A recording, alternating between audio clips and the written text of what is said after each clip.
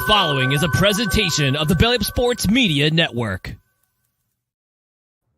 Welcome on in to the Batting Order Beat, your one-stop shop for baseball content.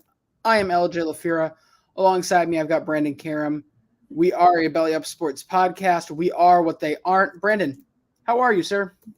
LJ, doing good on this Thursday night, and what I believe is our fourth stream already. Is that correct? This is our fourth stream of the year, our fifth stream ever. Yes. Pretty crazy that we're already 4 weeks into the season. Pretty crazy that we talked to Graham a week ago today. Yes, like that does not compute whatsoever. It just doesn't seem right. But since we talked to Graham, we have recorded 2 episodes, LJ. Yes, two good episodes, I'd say. Oh, yeah, absolutely. And be sure to go check those out if you haven't. Certainly, and you'll be able to go check out everything on YouTube by end of day tomorrow. Everything will be up there. Things have been getting a little away from certain people. Not to point out any names, although it's 100% me. But either way, Brandon, what's been going on in your world? How's life in your world? Busy. It's been good. Just really in that final stretch here. It'll be really nice to get home, and got about a 2.5 to 3 week break before my summer internship starts. So really just looking to get to that stretch where I'll be able to do nothing but watch baseball all day, which sounds good to me, LJ. I mean, nothing but watching baseball sounds like a very nice life. One you can't complain with. I'm feeling that push. It's funny, I'm feeling that push early, just like I always do, and it sneaks up on you because, you know, you're used to finals week, or at least being told and hearing about finals week. Brandon, do you have any actual finals? Actual finals, yes. I have one actual in-person final, and then I have a take-home final that's like 50% of my grade for one of my classes.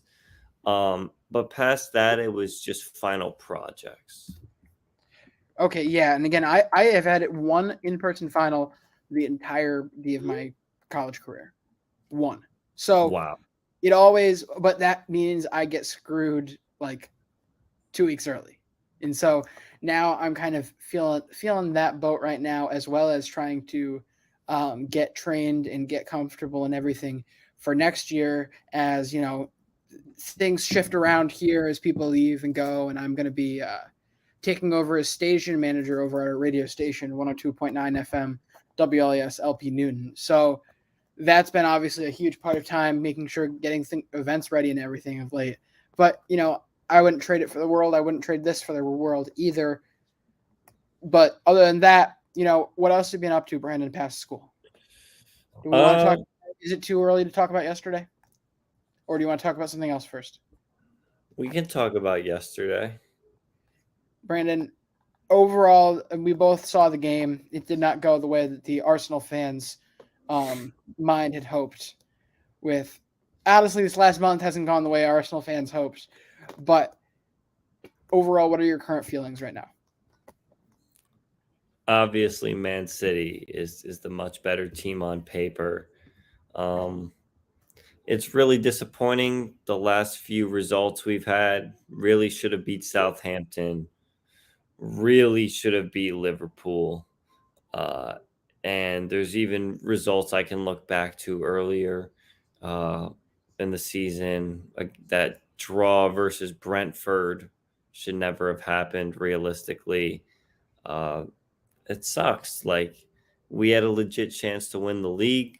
We obviously do not have oil money like Man City and Newcastle now have.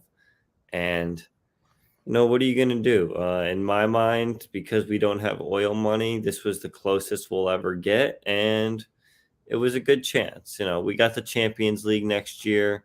Hopefully we can attract some good players. But if we don't have the facilities to be able to spend as much in the transfer windows as the Man Cities and now the Newcastles and the Real Madrids, whoever it might be. So definitely for the Prem, I'm hoping that we can keep top 4 for the next few years. Champions League, if we make it out of the group stage, I'll be happy, like realistically. But I don't think we stand a chance to really win the Prem anytime soon, especially with everything that Chelsea has done, everything that Manchester United is about to do this summer, especially with this sale impending, or if they are getting sold. And it's okay. The oil clubs will always prevail. So there's nothing really more to that. Well, I think there's a lot more to that. And you're in this state. I can understand. I've been in this state with teams before where it's easier to look at this on the dark side and the negative side. And I know of all the people who I know who enjoy a good wallowing. It can be used a good wallowing. Is that what you say now? Look, and you're not going to like these words even more than the words I was just saying there, but Arsenal pissed this away. Had it in their hands where they didn't even necessarily need the win here against Manchester City if they'd just taken care of business the last month or so. If we drew yesterday, we'd still be in big trouble. You'd be in big trouble, but you'd still be clear. That's what matters. Yeah, we still have at Newcastle, which is just take care of your business, and that's what matters here, Brandon. But my point being, they let this slip away more than Manchester City took it. And so, therefore, I don't see a reason why the Premier League is over by any means. And I know this isn't the content, certainly, but this is part of the nonsense section. We give 15 to 20 minutes of alternative talk at the start of this Thursday show. I don't see how this is the end of the Premier League because you had the Premier League. You had it. You lost it. But that doesn't mean a year from now you keep this up, you continue to add, and you add the right guys, you're not going to be very, very successful. Again, it does not take a gigantic squad, a pricey squad to win a league. It takes the right players. I think this Arsenal team has the right players and certainly the right coach to be able to get over that hump as long as they're able to, survive, weather the storm in these next couple of years and then actually finish the season strong. That's what will end up mattering for this group. But these moves that Manchester City has been making, the only time that they really needed to flex their money was to get up into that top 4 to 6 area in the Premier League. That's what the difference was. They used that money to get up to that point where they were an elite club. After that, it's all about having the right player because you're going to see if you keep spending, you get a situation like Chelsea right now where you have a bunch of players who make no sense all crammed in there. And so, in my eyes, Manchester City would be as much of a contender if they didn't have Haaland as if they did. Because, look, they won without him. So they didn't need that massive expenditure. You don't need some of these other expenditures either. What you need is a good squad to be able to win the league. Take, for example, Napoli. One of the best seasons we've seen in a while. That wasn't a squad anyone necessarily had pegged down for anything and clearly was not a squad that was capable or ready for the Champions League just because it's a long season and it's a tiring stretch playing both and trying to win both. So, yes, Arsenal has to deal with that now, but on the flip side of that, they clearly have a chance to win the league. Maybe not necessarily Champions League, but they're well enough equipped to win the league going forward. I hope. Brendan, honestly, you're fat. Show off the fashion real quick, because you're reminding me of a college basketball coach right now. I had a presentation today, final presentation. We've got the polo quarter zip on. Polo quarter zip. Ooh. Polo quarter zip by Ralph Lauren. Just plain shirt right here. Who's the plain shirt by? I don't know. It's some kind of. It just says Kona, Hawaii on it, so it's from someplace in Hawaii. T-shirt from Walmart by Walmart. No T-shirt, just this. No. Oh, I thought that was what it was. I thought that was a T-shirt. My bad. No. This is the Hawaii shirt. Yeah, that's what I'm saying. Oh yeah, no. It's So definitely not from Hawaii. And then I've got on khaki pants. Yeah. Very nice. What is very your nice. fit tonight, LJ? My What do we fit got? is the. How come you're fancy the last two streams? I know. I'm kind of setting. Clearly, I'm setting a precedent that we dress up for these streams. So last week I had to go to our awards banquet over for all student-run organizations. They do an awards banquet. One of my dear friends ended up getting honored. It was cool, but today was quite interesting as I get dressed and out to breakfast at 10 o'clock. Little did I know I would be out of my room, or for the most part, outside of 10 minutes to get Tylenol. I'd be out until 10 o'clock that night in these dress clothes. As we deliver papers. Our last issue of the semester is out for the Chronicle. Bunch of great stories and a couple I've been really proud to advise on as well for this issue. So that's been a great opportunity. So we handed those out. By that point, it was time to get ready for symposium. So I was doing symposium stuff for 2 hours before going to a manager's meeting and then another meeting to record some things over at the radio station. Next thing you know, it's 5 o'clock and it's pouring raining. I'm sitting here in a blazer and brown leather shoes looking out at the pouring rain, and I'm like, it's just not happening. So I'm like, all right, I'll just stay huddled tight here until 8 o'clock and then do my show and then come back over here and do the show and eventually find my way home. But that's ultimately the reason why I'm still in these clothes from noon. I'd rather not be, but here I am. Gotcha. Anything else that's going on, or do we Brandon, want to what have you been watching lately? As for like TV shows, YouTube, anything. Succession. Oh my gosh, tell me about Succession because I've been curious about this show. It looks so good. It's something that would be right. It would be right up your alley because it's a comedy, but there's a lot of serious stuff to it. But like some of the characters would definitely make you crack up. It's very good, very well written. I'm on season 2, but season 4 is getting released right now as we speak, and it's the last season. So hopefully the next few days I can really catch up because I want to get to the point where I can watch the last episode of the show with everybody else as it's coming out. So I really got to catch up, but they're dropping one episode a week every Sunday. So if I set my mind to it, once I get done with all this schoolwork, we're going to go on full Succession binge. I recently watched The Sopranos. You're going to watch Succession in succession. Yes. I watched The Sopranos, basically starting in like November, December. I finished it in February. Fantastic show. Probably my favorite show ever after watching it. Better Call Saul, Breaking Bad, those are up there, but I'm not as big into them as other ones, but I will certainly appreciate them. LJ, a show I've heard a lot of people have suggested, another HBO show, The Wire. I've heard that is one of the better shows out there. What have you been watching, really? Brandon, have I told you how I changed my streaming habits? No. So I've stopped binging. That's a good thing. It's a great thing. I'm taking away all the negative effects of streaming. You know, the emptiness, the entitlement of feeling like, oh, I have to have it all now, and I have to consume it all now.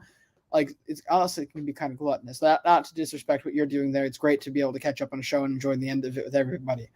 But instead, I've decided, okay, how do I best simulate live television with streaming?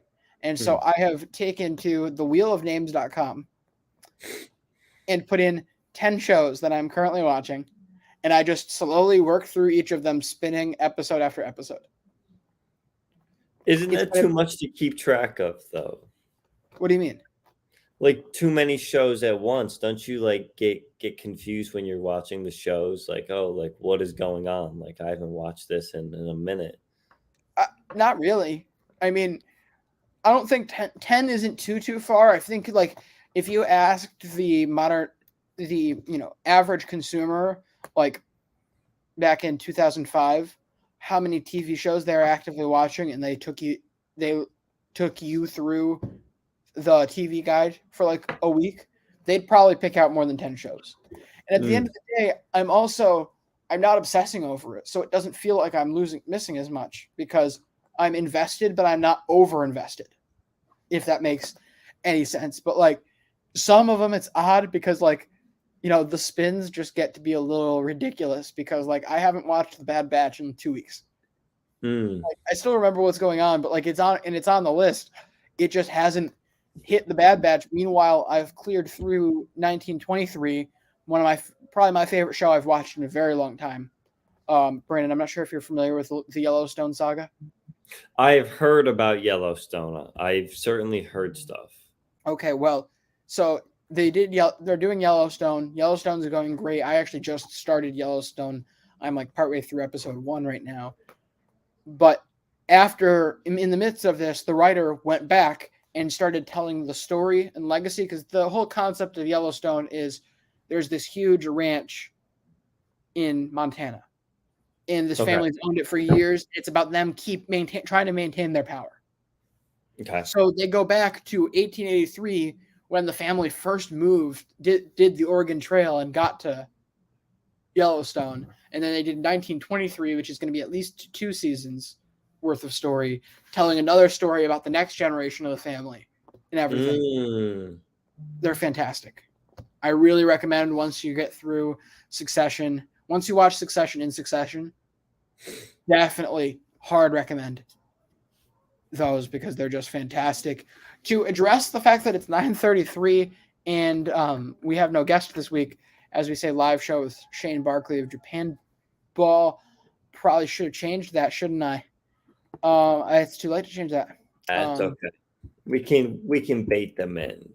We can bait them in because you're going to have to come back in a few weeks to hear Shane Barclay of JapanBall.com. He's going to come on and give us a little bit of a roundup of the Nippon League, what things are looking like there. And it's been an interesting start to the year. A couple of young pitchers, Brandon, have been making huge strides with great starts to start the year. It's been really interesting following all of that on their site. Particularly, I'm trying to pull up the names here real quick. Shunpita Yamashita and Shoki Murakami have both been doing fantastic jobs. I believe Murakami threw 7 perfect last week. Just great stuff. But he had an unexpected emergency he had to attend to this week, so we're hoping to have him on in the coming weeks. But at the end of the day, it's all okay. But Brandon, are you ready to go ahead and dive into our kind of topic here? Yeah, absolutely. Let's do it. All right. So this was something that actually, while I was cutting clips, I was poking around YouTube, and a couple of videos I got started to kind of got me thinking about this.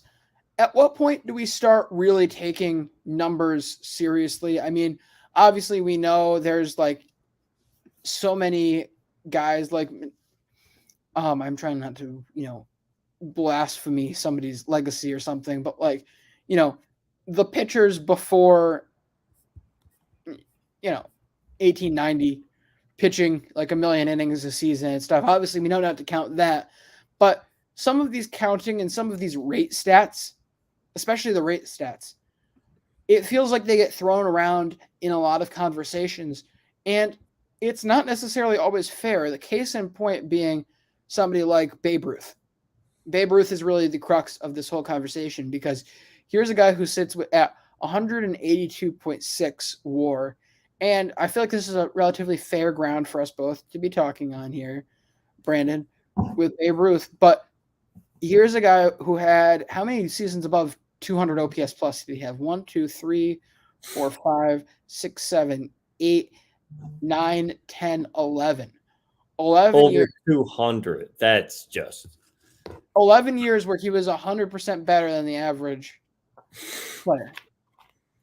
That's insane stuff. And this isn't me trying to diminish what he does, but at the same time, we have to acknowledge the concepts around this, including the fact that the talent pool in the league was a lot deeper, a lot shallower at that point than it is in the modern game.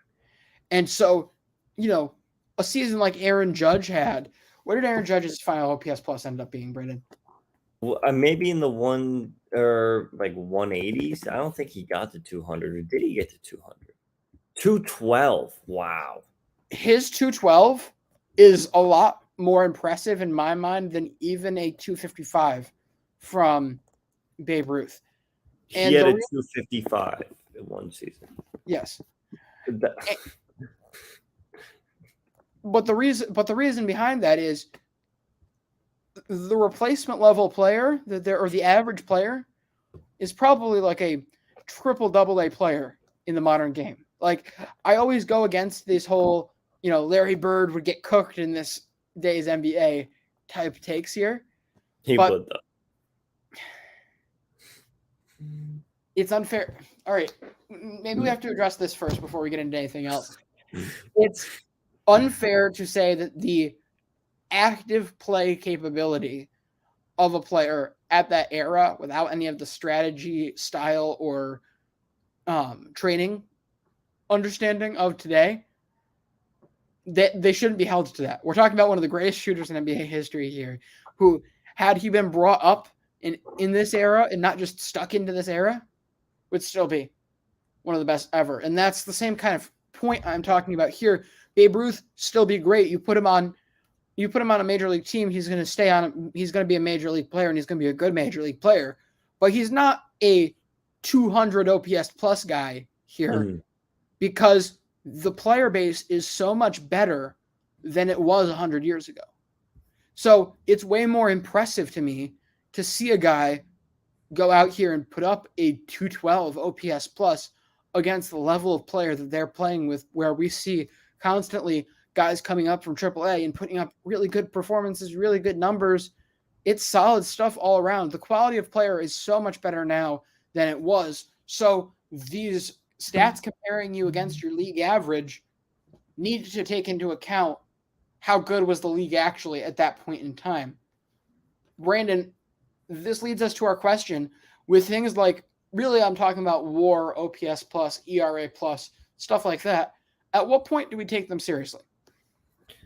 LJ, it is a fantastic question, especially because you hear the word sample size thrown out there so much today. You really wonder how exactly, what is a big enough sample size for baseball. So, LJ, I got curious when you were talking about this before the stream started, and I did a little bit of research myself. I looked on a few websites, found this really cool article by Fangraphs. Now, it's from 2010, so it is 13 years ago, but there was a lot of data analytics done, and essentially these few guys figured out what they are calling the stabilization point for a certain statistic is. At what plate appearance number does that happen? Where the numbers that you're seeing is not highly susceptible to random chance. Okay.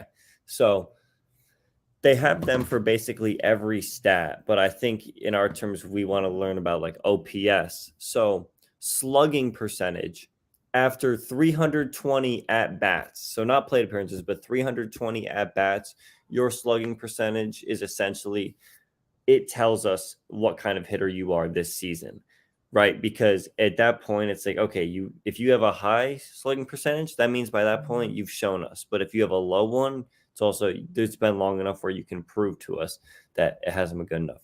On base percentage, however, is a lot longer than I thought, LJ. And this is actually really interesting. They did 460 plate appearances for on base percentage. So that could be one of the stats that is just more volatile and more highly susceptible to random chance throughout the year. Some of the other ones, LJ, if you would like to know, batting average on ball in play. I know some people like to look at that. LJ, they found out that you need 820 balls in play for that stat to be stabilized. Really? However, it barely mattered to begin with, and now it matters less, is what you're telling me. Yes. And then something like strikeout rate and walk rate. strikeout rate is only 60 plate appearances. You can figure out how a player's strikeout rate is going to be more or less within 60 plate appearances, and his walk rate within 120 plate appearances. So we're almost at that point, LJ. We are really close to some guys being up there for the plate appearances, right? We got to be somewhat close. So at least for the hitters, that's kind of the findings that I liked here. But yeah, pretty cool, LJ, huh? And then they said 910 at bats for batting average. So also something that's not, how we've certainly valued in the past. Absolutely. But to get back on the WAR standpoint, I don't know. I'm just poking around here and prodding because I thought this would be, good thought provocation. When do we map out as the clear era that these stats would matter? Because once we have that, obviously, you see my logic here with WAR and the fact that really WAR shouldn't be a part of our estimation of who the greatest player is anymore, or at least outside of. No. What about for the full season, though? What do you mean about the full season? You're saying WAR shouldn't be used to determine who the best player was over the course of the full season? No. I mean all time. You don't think all time it should be used at all? No, because if we're talking about Babe Ruth being the greatest of all time because of his 182 WAR when he was playing against little leaguers. Yeah, but WAR adjusts for that, LJ. It adjusts. WAR adjusts based off the league. Yeah, it adjusts based off the league of little leaguers, right?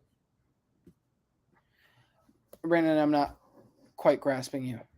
Babe Ruth has that high of WAR because relative to his opponents, he was that great. Like what he was doing, no one today is as good relative to the modern MLB player as Babe Ruth was relative to the players that he was playing against. From like an OPS plus and like a WAR, like that. Yes. Those stats adjust for who your opponents are and how good or bad they are relative to basically all time.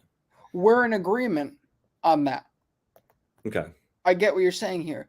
But when you're pulling a Albert Pujols from this era and a Babe Ruth from his era and saying who was the better player, I don't think a stat that justifies how dominant you were in your era adequately describes the quality of baseball player you were. Okay, I see what you mean by that. Now, why is being dominant in your specific era not as important to you?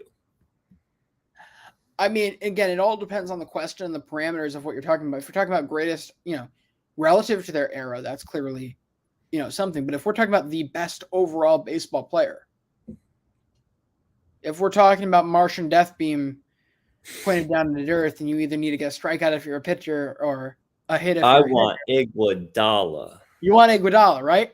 That's a model player. Iguodala. I'm just fascinated because I'm not sure at what point you could necessarily start comparing them because I would like to think we have no real proof of this, but I would like to think that the player base has gotten better and it will continue to get better, more talented. But who knows if that's the case? I hate to say it. It breaks my heart. But I'm not going to sit here and pretend that baseball isn't kind of a waning sport in the world, especially as soccer starts to pick up in the United States and things like that. In a lot of areas, that's taking away from traditional baseball time. So, there's theoretically a world that as the interest declines, player base declines and quality declines too. So we could be talking about 30 years from now, the player base not being as good as it was in the 90s, in the 80s, in the 2000s. And so then all of a sudden it's not a thing again. But for right now, at what point do you say, okay, the player base has reached its peak or reached close enough to peak where we can compare everybody evenly? That's what I'm kind of trying to ask here, because I want Yeah. people to say, all right, who was the best player to ever live, regardless. It's a very deep, it's a very loaded question for sure. It is, and Uh, I'm sorry I sprung this on you like 5 minutes before we started stream, but it just felt like I don't know, it was something that popped into my head on our way over here. We hadn't had a thing to talk about, and I'm fascinated by this. To give my answer first while you think about it, at first I was going to go for just thinking about some of the best players out there. And all of them ended up immediately jumping to my head were guys that played in the 50s and 60s. So all of a sudden that I knew, okay, this probably should be thrown out of my head, because if you're getting 3 of the top 10 players of all time in a sport that has been existing and popular and beloved for over 120 years, you're probably doing something wrong. If 3 of the top 10 are from the same era. So like I look at Hank Aaron, I look at Willie Mays, and I look at Ted Williams, I'm like, all right, 50s probably isn't the time period. I feel like the 80s, 70s, 80s for just across the board American sports feels like a time period to me that everything really became max commercialized, max fleshed out, and better all around. Of course, the Patriots traded down. Yeah, of course the Patriots traded down. NFL draft over here. NFL draft content. Yeah, Brandon, what are the Giants doing? Because I admittedly not been tracking since 9 o'clock. We have the 26th pick. What are you hoping they do? That should have been our opening. Nonsense. Corner, maybe. It's a deep corner class. It was what I was hoping would happen. That There was a corner that went like 4th or 5th overall from Illinois. Jalen Carter to the Eagles though was quite crazy. The Eagles traded up to 9 to get him. Oh yeah, there's been like LJ. The Texans picked at number 2, and then they traded up for number 3 right afterwards. They ended up with C.J. Stroud and Will Anderson. Oh yeah, I saw as far as Devon Witherspoon. Okay, was where I stopped following. But the one that again stands out here, of all the teams to get into the Bijan Robinson sweepstakes, was not expecting the Atlanta Falcons to be in that group. 2 running backs in the top 12, LJ. Why would the Lions go after a running back at 12? There's so many different things they need than a running back. Like, oh. If you found a good one, you go for it. Especially first round running back, I'd rather get these guys, unless you have a clear need and they're sitting they're staring you in the face. If you can get a really good running back in the first round, go for it, because realistically, you shouldn't feel a need to latch onto him forever. You have to understand that the running back is at most a 5-year investment, and so if anything, it fits perfectly within contract talk. Yeah.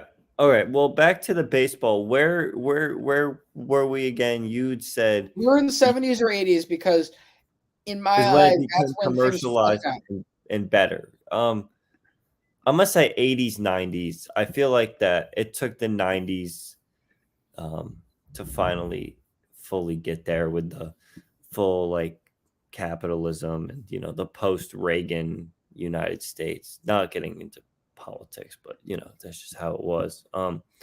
Anyways, yeah, I guess so. And your point by that is that that's what made today's eras of MLB the way they are better than the past. No, I was just thinking, because we talk a lot, and I figure at some point with these back sections of these shows, we're going to get into the who's the greatest player of all time conversation.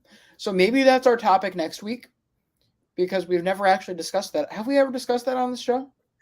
No, we haven't. We honestly don't even do like we've done top 10 at each position, but we've never even done like a top 10 list in the MLB for who we think. I think that would be interesting as well. Yeah. I Yeah, would like so to see how you would rank guys, honestly, because as much as we talk, like you said, it's like us like doing our MVP ballots where I would like to see like top 10, like based on the fact where you're picking them today for a fantasy draft, league resets, like top 10, you want to get these guys, like who are you picking? Like I would love to do that with you. oh, are you saying like top 10 all time or top 10 current? No, no, no. Like right now in the MLB, me and you would do a 5 round draft, right? Of sorts. 10 Okay, players, me and you just pick. interesting. I think that the draft format we should do it a couple of times. Yeah, I think the draft format and the top five, bottom five format is something I like a lot. But I think with that we can definitely get in and more when we have our intern with us in a week or two to break ties. Feels a little more fair on that regard. But do we want to maybe do we want to lock in that debate for next week? Best player ever? Yeah, we'll do. Well, It'll be like a mount for me. I'm gonna have like a Mount Rushmore style, but I'll have an actual best player ever. Yeah. okay. Yeah, and I think that's fair too because I just thought this would be a good opener for that whenever we did it because WAR likes to act, and correct me if you disagree. I feel like WAR as a stat likes to act as the end all be all for how good players are a lot of times, and people try to do that as the mic drop on why a certain player is better than others.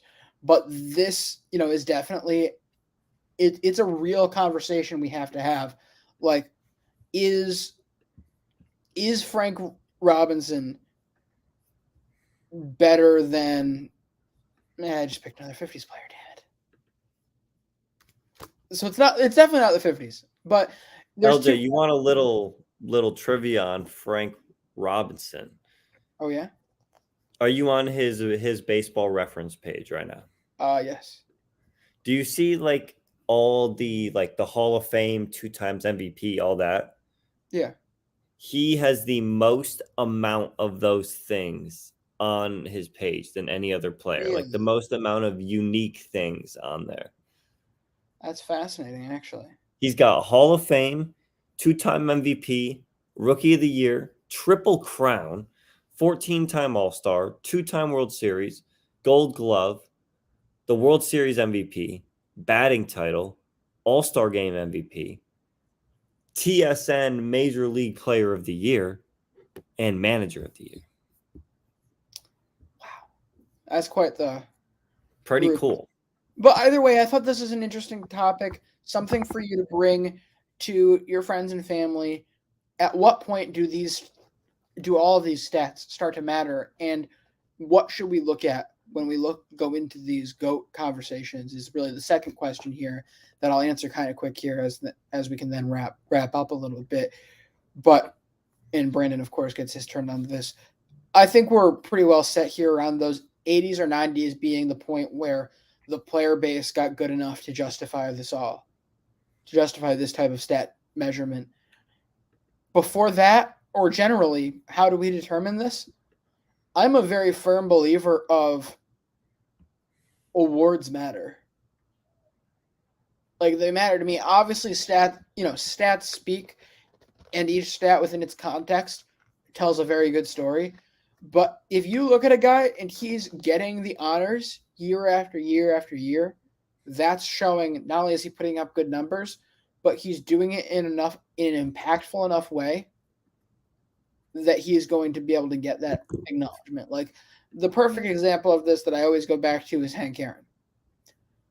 This guy won MVP only one time, but was nominated for it from 1955 to 1973. He received MVP votes from 1955 to 1973, 18 seasons straight. He received MVP votes. That's clearly showing that people understand and respect the contribution he has to teams and how he is a major reason why his teams won. And that, I think, putting the in era context into stats, that I think is where we really find the answer to who's the best player of all time. I love the Hank Aaron example, but I think it's hilarious, LJ. One of these years that he won the Gold Glove, 1959, he won the Gold Glove despite a baseball reference defense WAR of negative 1.1. Which, at the end of the day, can you really can you really fight with Me a and you were better than him in the field, LJ. Like we had a better defensive WAR than he did. Brandon? You're trying to justify on a defensive war calculated backwards for 1959. How did they not know, LJ? Do you know how many vaccines they didn't even have in 1959? They didn't have I'm any. pretty sure the record keeping isn't the same as it is now. And Hank Aaron made a $35,000 salary. How about that? I wish I had $35,000 a year right now. That'd be nice currently. LJ, can I give some appreciation? You pretty much covered your argument was very very similar to mine. Look at the awards, and there was certain guys that were getting the media attention, and honestly that was, if you got the media attention back then because there was so little of it in a way, that was a really good thing. But I LJ, think the can I Wheaties test is also good too, by the way. sorry? The Wheaties test. Yeah, yes, of course. LJ, can I take a moment to recognize somebody, because I don't want to let this wait till Monday. Yeah, go ahead. Oh, Spencer Strider, LJ. Like, holy crap. What are we doing here? This is insane. Insane. So far this season, he has 30 innings pitched.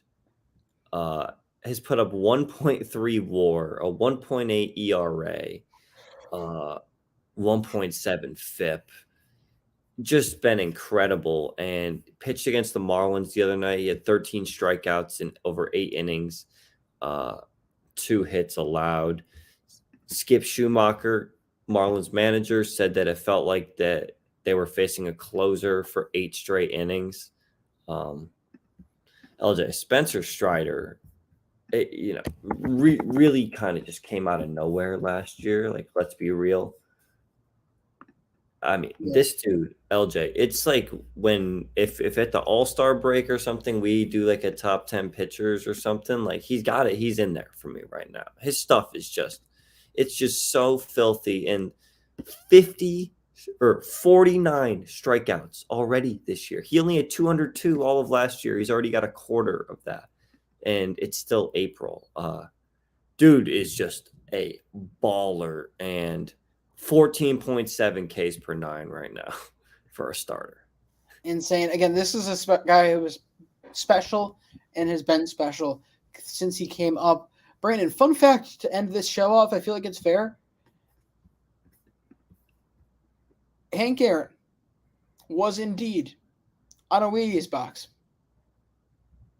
What year did he get put on the Wheaties box? Trivia. 1959. Cold. 1970. You got three shots. Are you sticking with 70? 70. Warmer. Or I'll give you 4. 73. Warmer. Okay, I had 2 left. You got 2 left. Okay, so 70 was warmer, 73 was warmer, 75. Warmer. All right, wait. So this is definitely in the future now. Now I'm thinking that this was because he In the was future. LJ, like, I'm gonna go crazy guess here. I'm gonna say this was when he was retired, long retired. 90. That is incorrect. Would you like a hint? No, just tell me. No, I think I'm going to give you a hint. Okay. Both of us theoretically could have seen this Wheaties box on the shelf. Theoretically. 03. 02. Oh. It took till 2002 for Hank Aaron to get his face on a Wheaties box. What did he have to do? I don't know. Like, Be 25-time All-Star isn't good enough, LJ. Even though it No. was low-key so Mickey Mouse, LJ, when they had 2 All-Star games in the same year and they both count. Like, what is that? What is that, LJ? Okay, They just so you want to count. call him a 24-time All-Star? No, because he made both All-Star games like multiple times in his career. Still, He made okay. I'm sorry. 1, 2, 3, 4. I forgot there was 4 of them. So we want to call him a 21-time All-Star? Does that make you feel better, Brandon? I mean, I thought, okay, I didn't realize it was only 4 of them. Sorry. No, it's okay, but still, it's the fact that he made All-Star appearances from 1955 until 1975. That's a little more. Yeah. 75, he was awful, and it was just like, yeah, we're going to put him in. Like, I mean, yeah, because he's Hank Aaron. yeah, it's Hank Aaron. Also, awful's not a strong stretch. 1975 All-Star game, the Oakland A's had 5 guys in the starting lineup for the American League. We can get this Wheaties box for $10. I was looking to see what it looked like, and admittedly. Wow, this a National League team. Pete Rose, LJ, Joe Morgan, Steve Garvey, Johnny Bench. This Pete Rose guy, like, Lou Brock in left field. Oh my God, 938 stolen bases in his career, I think. Yeah, 938. Legend. Oh, look at this. LJ, we need more content like this on the streams. Just use right? online. Let's check out my fantasy team right now. Let's see what's LJ. What could possibly be going on? By the way, started Alex Cobb the other day. 55-point start. He had a complete game. 55-point start. Oh, look, I mean, tonight, Tyler Molly. Okay, he had okay start. Dylan Cease, not good. Oh, I forgot to take Brian Reynolds off the IL. I knew something. Oh, Brandon. All right. Well, my opponent's catcher is Shea Langoliers. I don't know how.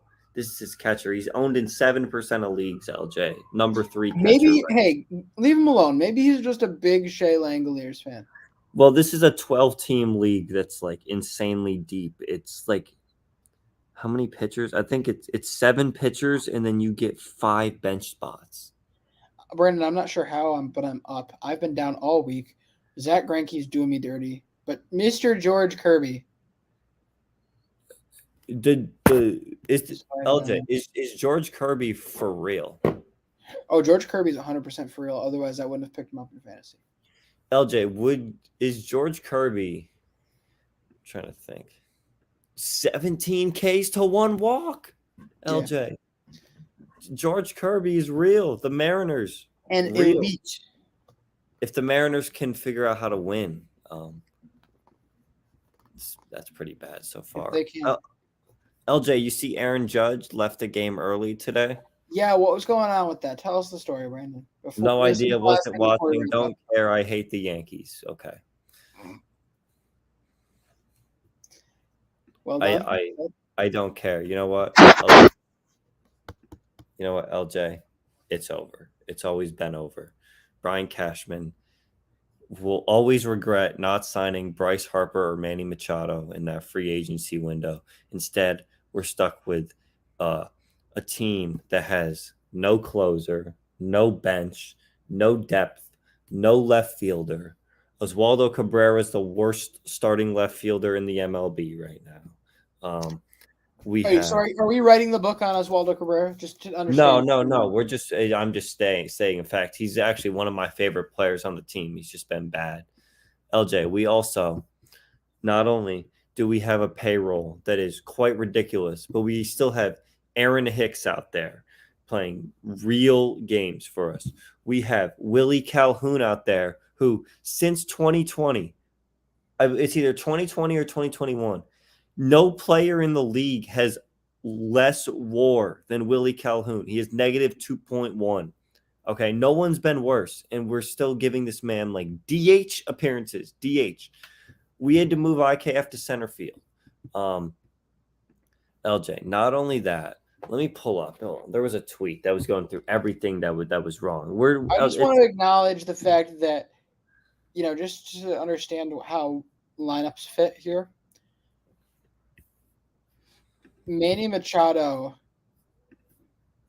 if you'd signed a Manny Machado, you currently do not have to be starting or playing at any point in time during this season or any season.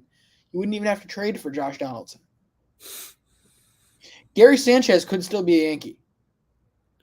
I'm not sure that's a blessing or a curse, but it's something. What about Harper? What if we signed Harper instead of Harper? I feel like would probably be the better situation here because you never would. He said he would move to first base to play for the Yankees. He said he would switch to first to be a Yankee. Well, I'd rather him in right field because then you don't have Hicks in this lineup at all. Hicks never gets that extension. If we're talking about alternate history, Aaron Hicks never gets that extension if Judge is the everyday center fielder. And they probably still sign Cole. Like I would still have to imagine that they'd go get Cole. I don't know if they'd have the money for that, Brandon. Poverty franchise. Yeah, I forgot. Well, look at honestly, I'm starting to get to the point where spending is overrated. It's how well you spend your money, which Cashman does not do a good job of. Because the Mets right now, for a team that has a $358 million payroll to be 14-11, and according to Fangraphs, only have a 17% chance to win the NL East. I mean, I know Steve Cohen is rich, and I know that he doesn't really care about spending this money, but it's got to be painful. It's just so much going down the drain, it seems. But it is nice to be able to spend money.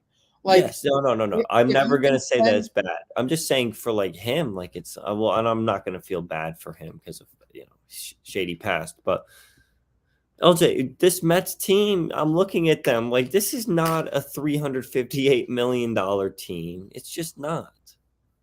No, you'd have more than a few more stars on that group outside of your banged up pitching staff. Billy Epler is just where did this $358 million go? All the prospects you've called up, Alvarez, Francisco Alvarez, not been good. Brett Beatty, Francisco Alvarez might have been ruined already. So imagine 21 years old and the Mets ruined him. It's almost like it's still the Wilpons. You've got all these random starters, Jose Butto. Kodai Senga's been pretty good, LJ. That's something to monitor. A lot of walks. And to be fair, I'm actually pretty high on Brett Beatty. Slow start as it may be, we're 30 plate appearances in, and he played well last year. Keep in mind, there was a point in time where we were trying to justify DFAing Eduardo Escobar to keep this guy in the lineup. That is true. LJ, can we end with one last thing that I saw that's really funny? Yes, of course. And I do have to acknowledge, too, it's a good thing that we've kind of had low numbers tonight because this has been the most disjointed show we've ever put together. It's okay. But it's okay. It's fun. Things happen. LJ, the Los Angeles Dodgers lately have had quite a few guys hit the paternity list at the same time. Okay. Now, LJ, what was 9 months ago around this time? I'm going to give you some guesses. You're kidding. What? 9 months would be March, February, January, December, November, October, September, August, July. The All-Star break?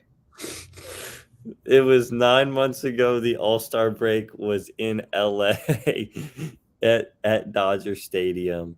LJ, not only was there a bunch of Dodgers players that hit the IL, but Cody Bellinger, who was a Dodger last year, hit the paternity list. Mookie Betts, Evan Phillips, Max Muncy, Brewster Gratterall. Cody Bellinger, who were all on the Dodgers last year, all on the paternity list at the exact same time.